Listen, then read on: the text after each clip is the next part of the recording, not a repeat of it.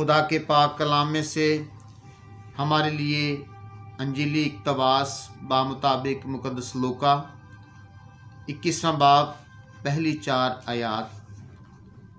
اور اس نے آنکھیں اٹھا کر ان دولت مندوں کو دیکھا جو اپنی نظریں خزانے میں ڈالتے تھے، اور ایک کنگال بیوہ کو بھی اس میں 2 پیسے ڈالتے دیکھا۔ اس پر اس نے کہا، میں تم سے سچ کہتا ہوں کہ اس کنگال بیوہ نے سب سے زیادہ ڈالا ہے، کیونکہ ان سب نے اپنی بہتات میں سے نظروں میں ڈالا، مگر اس نے اپنی مفلسی میں اپنی ساری پونجی جو تھی ڈال دی ہے۔ انجیل پاک کے وسیلے سے ہم سبوں کی خطائیں مٹائی جائیں۔ اے مسیح تیری ستائش ہو۔ مسیح خدا میں میرے عزیزو، ہم لطوریائی طور پر آخری یعنی 34ویں عام اتوار کی عبادت میں شریک ہیں۔ کل ہم نے خداوند یسوع مسیح کو اپنا بادشاہ تسلیم کیا، یسوع بادشاہ کی عید منائی، اور اس بات کا برملا اقرار کیا کہ یسوع مسیح کسی ایک فرقے کا، ایک مذہب کا، ایک قوم کا بادشاہ نہیں، بلکہ وہ کل کائنات کا بادشاہ ہے۔ خداوند یسوع مسیح زمین پہ بسنے والے انسانوں کا بھی بادشاہ ہے۔ خداوند یسوع مسیح ہوا میں اڑنے والے پرندوں کا بھی بادشاہ ہے۔ خداوند یسوع مسیح آسمان کے ستاروں کا بھی بادشاہ ہے۔ اس لیے ہم خداوند یسوع مسیح کو بادشاہ مانتے ہیں اور بادشاہ کہتے ہیں۔ زبور نویس اسی بات کو لکھتا ہے کہ خداوندہ تو لشکراندہ خدا ہے، کیونکہ خدا نے ہر چیز لشکر میں بنائی۔ آج کی جو انجیل مقدس ہے وہ ہماری توجہ حلیمی اور فروتنی کی طرف کرتی ہے، کیونکہ خداوند یسوع مسیح بھی حلیمی اور فروتنی کا بادشاہ ہے۔ خداوند یسوع مسیح محبت کا، عدل کا، انصاف کا اور رحم کا بادشاہ ہے۔ آج کی انجیل مقدس میں ہم نے ایک غریب بیوہ کا تذکرہ سنا۔ انجیل مقدس کے پس منظر میں دیکھا جائے تو خداوند یسوع مسیح اس وقت ہیکل میں موجود ہیں۔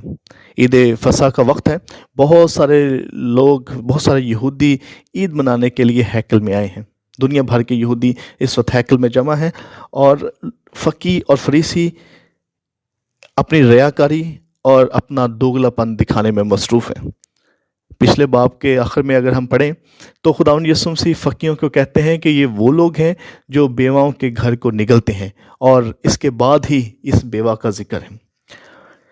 خداوند یسوع مسیح جب ہیکل میں موجود ہیں تو ہیکل میں عید فصح کے موقع پر 13 مختلف بڑے بڑے گلے رکھے جاتے تھے، جن میں لوگ اپنا ہدیہ اور نذرانہ ڈالتے تھے، اور یہ جو گلے تھے یہ مٹی کے بنے ہوئے تھے۔ ان گلوں کے ساتھ بہت سارے لوگ قطاروں میں کھڑے ہوتے تھے تاکہ اپنے وقت پر ہدیہ اور نذرانہ ڈالیں۔ یہ بیوہ عورت بھی اسی ایک قطار میں کھڑی تھی۔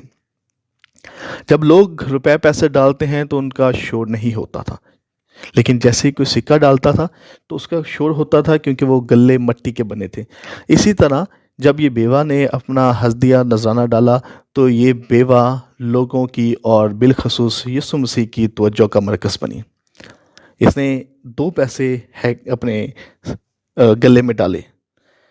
عزیز مومنین، اگر انجیل مقدس کو باغور پڑھا جائے تو غریب بیوہ کا ذکر انجیل مقدس میں 4 دفعہ آتا ہے۔ 2 دفعہ مقدس مرکز کی انجیل میں اور 2 دفعہ مقدس لوکا کی انجیل میں، اور چاروں ہی دفعہ اس کو غریب بیوہ کے نام سے پکارا جاتا ہے۔ اس کی کوئی شناخت نہیں۔ اس کی ایک وجہ یہ ہے کہ یہودی معاشرے میں ایک بیوی ہمیشہ اپنے مرد کے نام سے پہچانی جاتی تھی۔ جیسے ہی مرد وفات پا جاتا تو یا تو بیوی کو گھر بھیج دیا جاتا تھا یا وہ اپنا سسرال چھوڑ دیتی تھی۔ اب یہ بیوہ بھی ہے اور غریب بھی، یعنی معاشرے میں بھی اس کی کوئی شناخت نہیں ہے، اور یہ بیچاری اپنے روزگار کے لیے بھی قلیل ہے۔ ایسی صورتحال میں جب خداوند یسوع مسیح اس کو دیکھتے ہیں تو خداوند یسوع مسیح اسے بڑی عزت کی نگاہ سے دیکھتے ہیں۔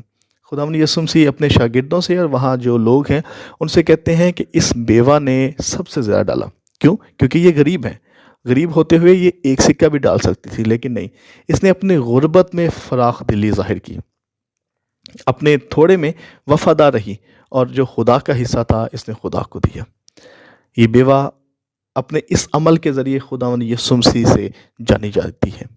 اس کی شناخت نہیں تھی، لیکن اب اس کی شناخت اس کو مل گئی کہ یسوع مسیح نے اس کی تعریف کی۔ اسی طرح میرے عزیزو، آج کی انجیل مقدس ہمیں بھی دعوت دیتی ہے کہ ہم خداوند یسوع مسیح کے سامنے اپنی نیک نیتی، حلیمی اور فروتنی کو ظاہر کریں۔ خداوند آج ہمارے روپے پیسوں کو نہیں چاہتا۔ خداوند چاہتا ہے کہ ہم اپنے دلوں کے نذرانے اس کی نظر کریں، لیکن دلوں کے نذرانے صاف گوئی کے ساتھ، اچھی نیت کے ساتھ، امن کے ساتھ، بھائی چارے کے ساتھ ہم خدا کی نظر کریں، کیونکہ جب ہم نیک نیتی کے ساتھ خداوند کو دیں گے تو خدا ہمیں بہت ساری نعمتوں اور برکتوں سے مالا مال کرے گا۔